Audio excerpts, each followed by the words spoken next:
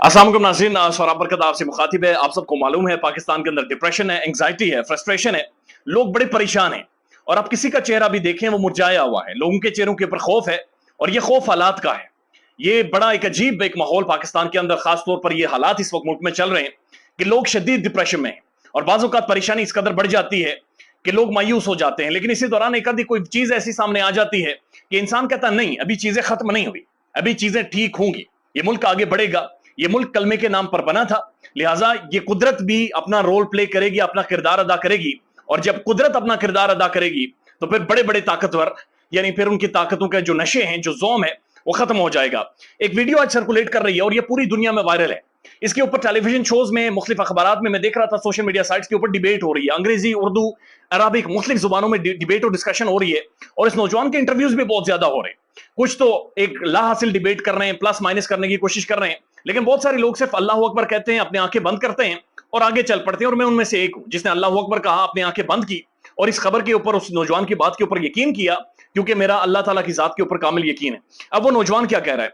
ये अल्जीरिया की वीडियो है और इस नौजवान का नाम है अहमद। अहमद नामी ये नौजवान लड़का है। 2 साल पहले इसकी नजर चली गई थी और ये कह रहा है कि मैंने हर तरह का ट्रीटमेंट करवाया, मैंने तमाम तरह से पैसे शैसे सब कुछ खर्च कर दिया, लेकिन मेरी बिनाई नजर वापस नहीं आई। और मैं मान चुका था, यानी डॉक्टर्स ने मुझे रिटर्न दे दिया था कि अब ये तुम्हारी बिनाई वापस नहीं आ सकती, लिहाजा तुम अंधे हो चुके हो और अब तुमने जिंदगी इसी तरह से गुजारनी है। वो कहता है 1 साल से मैं मान चुका था कि मैं अंधा हूं और अब मेरी ये नजर है, ये वापस नहीं आनी और कभी भी मैं ये अल्लाह के बिखरे हुए जो रंग है, खूबसूरतियां हैं, जो रोशनियां हैं, मैं नहीं देख सकूंगा। मैं इंसानों के यानी चेहरे नहीं देख सकूंगा और मैं कभी भी अब दोबारा से रोशनी देख नहीं सकता। मेरी लिए सब कुछ अंधेरा था, ब्लैक था और रात भी दिन, दिन भी रात, यानी सब कुछ खत्म हो गया था। लेकिन ये जो ईद गुजर रही है, आज तीसरा दिन है उसका, वो कह रहा है कि मैं दूसरे दिन ईद की मगरिब की नमाज अदा करने के लिए जामिया मस्जिद उमैर बिन अब्दुल अजीज में गया। वो कहता है मैं पैदल चलते हुए गया और मैं अपने एक दोस्त का, यानी एक साथी जो उसके साथ मस्जिद में गया था, उसकी उंगली पकड़कर मस्जिद तक गया, चूंकि मुझे रास्ता ठीक से नजर नहीं आता था। वो कहता है कि हम मस्जिद में बैठे हुए थे, मेरे हाथ में तस्बीह थी, मैं तस्बीह कर रहा था, यानी वर्त कर रहा था, जिक्र कर रहा था खुदा करीम का, और हम अजान का इंतजार कर रहे थे। अजान हुई, उसके बाद नमाज के लिए हम सब खड़े हो गए। मैं इकामत के लिए आगे बढ़ा, नमाजियों के साथ खड़ा हो गया, हाथ उठाए और दुआ मांगी, या खुदाया मेरी बिनाई लौटा दे, कि या खुदाया मेरी बिनाई खोल दे, यानी मेरी नजर मुझे वापस लौटा दे, जिसे साइंटिफिकली उसके बगौल उसने ट्रीटमेंट करवाया और साइंटिफिकली ये इम्पॉसिबल था। उसके बाद वो कहता है कि तीसरी रकात में मैं सजदे में गया और यानी तीसरी रकात के सजदे में जब मैं मौजूद था तो मेरी आंखें बंद थी और मुझे कुछ भी नजर नहीं आ रहा था, लेकिन मैंने बेसाख्ता अपनी आंखें खोली तो हैरान रह गया कि मेरे सामने का जो फर्श है मुझे दिखाई दे रहा था, मुझे कालीन दिखाई दे रही थी, मुझे आसपास के लोग दिखाई दे रहे थे। मेरे फौरन से अपने साथ खड़े अपने दोस्त जो नमाजी था उसका हाथ पकड़ा और उसकी तरफ मैं देखना शुरू हो गया और उसके बाद मैंने एक चीख मारी कि अल्लाह अकबर, अल्लाह अकबर। और मस्जिद के अंदर सब लोग मेरी तरफ मुतवज्जे हुए देखने लगे कि आखिर इसे हुआ क्या है। मैंने सबको बताया कि मेरी नजर लौट आई है, खुदा करीम ने मेरी नजर खोल दी है और मैं देख सकता।